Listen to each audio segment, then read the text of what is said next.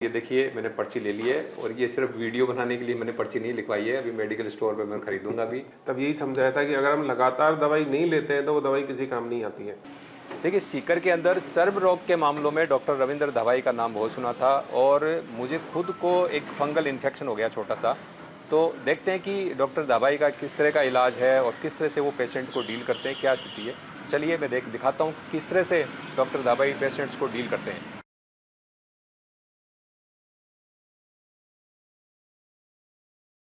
तो भीड़ तो काफ़ी है लेकिन मैंने पहले से अपॉइंटमेंट ले रखा है। तो चलिए मैं बात करता हूँ कि सीधा किस तरह से इलाज होता है। आइए, मेरा ना अपॉइंटमेंट है डॉक्टर साहब से। अंदर पेशेंट है वो आ जाए। अच्छा, जो अंदर पेशेंट है वो आ जाए ना, उसके बाद में मतलब अपॉइंटमेंट भी है तो यदि पेशेंट अंदर है तो वो तो आएगा ही आएगा।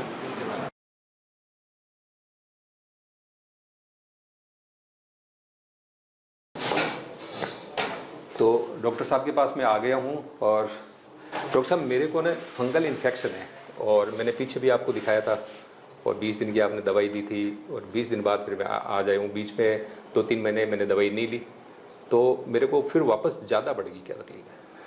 देखो क्या है कि ज़्यादातर पेशेंट्स की ये क्वेरी होती है कि जैसे आपने दवाई ली बीच में छोड़ दी, तो इसमें एक जो कोर्स होता है ना, कंप्लीट कोर्स अपने को लेना होता है। 8 से लेकर 12 हफ्ते का आपका कोर्स है। अगर हमने उसको 5 दिन भी बंद कर दिया तो फिर उतना ही कोर्स हमें वापस लेना होता है। बस हमें यही बात समझनी है और हम इसको समझना नहीं चाहते।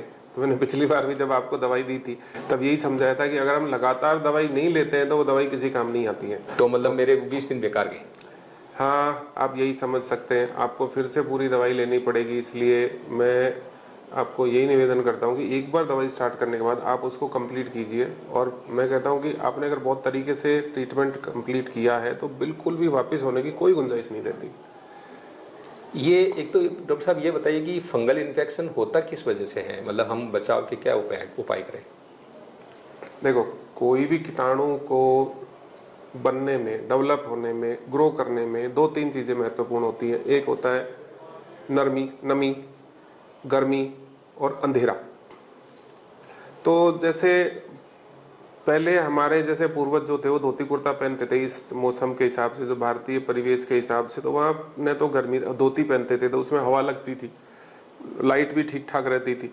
अब आजकल हम टाइट कपड़े पहनते हैं, पसीना खूब आता है और ये बहुत बड़ा कारण है इसकी वजह से। धोती पसीना सोख लेती थी और आजकल जो हमारे जो कपड़े हैं नायलॉन है, पॉलिस्टर है, तो ये इनमें तो पसीना ज़्यादा आता है। धोती में पसीना आता ही नहीं था, इतनी हवा लगती थी कि पसीना आने के तुरंत बाद सूख जाता था। और अब ये नमी बहुत ज़्यादा रहती है। अब एक कारण और मैंने पर्सनली ऑब्जर्व किया है कि फंगल इन्फेक्शन साबुन के अत्यधिक इस्तेमाल से भी बढ़ता है। इससे हमारा जो बहुत ज़्यादा साबुन का इस्तेमाल करने से, इतने सारे एडवर्टाइजमेंट आते हैं, सब अपने अपने बोलते हैं कि सब कीटाणु बाहर जाएंगे, कीटाणु हो जाएगा और हम उस साबुन से नहा लेंगे तो कीटाणु से साफ होके। तो मैं ये नहीं कहता साबुन काम में नहीं लेना चाहिए, पर ज़्यादा इस्तेमाल करने से क्या होता है कि हमारे शरीर पे ऐसे बैक्टीरिया, फंगस होते हैं जो हमारे शरीर को रोगों से बचाते हैं, वो भी उसमें ख़त्म हो जाते हैं। तो वहाँ हमारी जो एक तरह से रोगों की पहली जो प्रोटेक्टिव लेयर होती है, पहली फौज होती है रोकने वाली, वो ही समाप्त हमने कर दी। तो इसलिए भी मुझे लगता है फंगल इन्फेक्शन ज़्यादा हो रहा है, ज़्यादा डिटर्जेंट के इस्तेमाल से। और ये इन चीज़ों का अगर आप ध्यान रखेंगे तो निश्चित रूप से हम इनको आराम से ठीक कर पाते हैं। गाँव के अंदर ज़्यादातर जैसे इस तरह के जो चर्म रोग होते हैं तो एक धारणा बनी है भाई नीम से नहा लो, क्योंकि जो पुराने जो नुस्खे हैं, हमारे जो ज्ञान है पुराना, हमारा पारंपरिक ज्ञान, तो ये नीम वगैरह से नहाने का या उससे सफाई का इसमें क्या फ़ायदा है कोई? देखो, निश्चित रूप से मैं मानता हूँ कि नीम तो जैसे अभी अमेरिका में पेटेंट भी हुआ है। और मेरे एक मित्र हैं, वैद्य हैं, उन्होंने एक बहुत अच्छी शानदार चीज़ बताई थी मेरे को कि दांत में बदबू आती है तो उन्होंने कहा कि मेरे पापा जी को कभी बताया था कि जैसे आप पत्ते अगर आप चबा लेते हो तो आपके मुंह की बदबू ख़त्म हो जाती है। तो इसमें जो एंटीबायोटिक गुण है निश्चित रूप से काम करते होंगे। मैंने इसके बारे में कभी सोचा नहीं, और पर जब इसका पेटेंट हुआ है एज ए कीटनाशक तो निश्चित रूप से काम करता होगा और बहुत सारे गांव वाले आजकल करते भी हैं। तो डॉक्टर साहब एक तो इसके बारे में और भी कोई जानकारी है या पूरी हो गई तो फिर मेरे को दवाई लिख दीजिए आप। हाँ, मैं दवाई लिखता हूँ, पर फिर से मैं आपको यही कहना चाहूँगा कि आप जो है ना ट्रीटमेंट जो है वो पूरा करें और समय पर आकर दिखाएं। इसमें सबसे ज़रूरी चीज़ ये होती है, समस्या ये होती है कि जब आपका 2 से 3 महीने तक ट्रीटमेंट चलता है तो मरीज भी उकता जाता है। निश्चित रूप से हम ये मान के चलते हैं कि दवाई लेना कोई आसान काम नहीं है, और मैं तो ये मान सकता हूँ कि डॉक्टर सबसे बुरे पेशेंट होते हैं। कभी प्रॉब्लम हमारे हो जाती है तो हम लोग बहुत कम दवाइयाँ ले पाते हैं। तो आप अगर पूरा इसको ट्रीटमेंट को करेंगे तो निश्चित रूप से फ़ायदा होगा। और उससे एक दूसरी चीज़ और है, जब हम बीच बीच में छोड़ छोड़ के दवाइयाँ ले रहे होते हैं ना, तो उसके साइड इफेक्ट तो हमारे होते हैं पूरे, और इफेक्ट जो बीमारी साफ होने का काम होता है वो हमारा रह जाता है। इसके लिए हमें बार बार दवाई लेनी पड़ती है।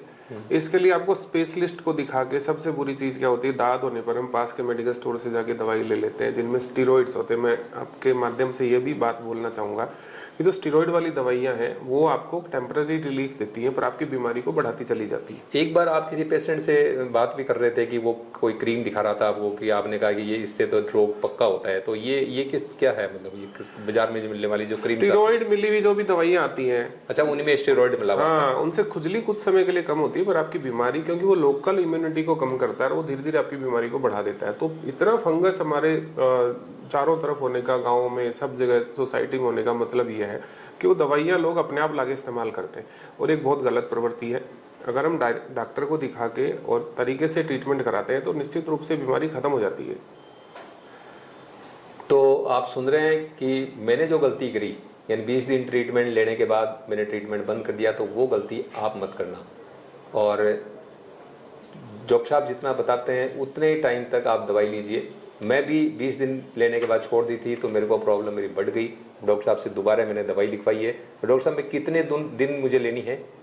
अभी फिलहाल आप मेरे को 15 दिन से दिखाएंगे, अब से लेके पूरे 75 दिन तक आपको दवाई लेनी है। तो 75 डेज डॉक्टर साहब ने बताए हैं। अब मैं 75 दिन पूरे ये ट्रीटमेंट लूंगा।